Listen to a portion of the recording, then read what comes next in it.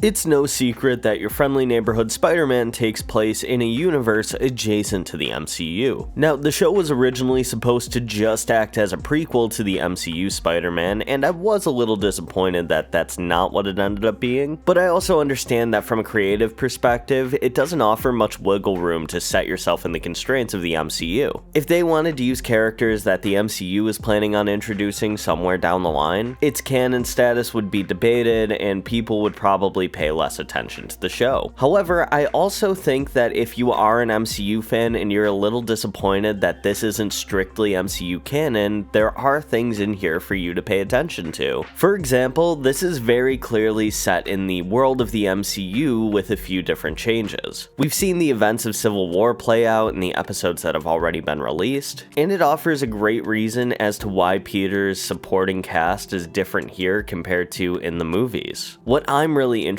about though is the opportunity for this show to introduce characters that we'll see in the movies later down the line. The biggest one being Coleman Domingo as Norman Osborn. Now, it seemed like from the events of Spider-Man No Way Home that Norman Osborn, Otto Octavius, and Harry Osborn just cannot exist in this universe. Or at least people don't really know them that well. And Norman Osborn is the perfect example. He claimed Oscorp didn't exist, but maybe it's just not as well known. I mean, the guy came straight out of 2002, he probably barely knew how to use the internet, and somebody else was living in his house, so it could just be that Norman Osborn in this universe doesn't live in the same places as Willem Dafoe's version of the character. I also think Coleman Domingo so far is really great as Norman Osborn. I like the new angle of him trying to help Spider-Man, and even Harry Osborn being a part of that is pretty cool, and I think it would be a real missed opportunity not to bring this Oscar-nominated actor into the MCU. Some are even suggesting that maybe he'll play a role in Thunderbolts in some way, and I think that's wishful thinking, but it would be really cool. Those are just my thoughts though. Let me know what you think about this down in the comments below.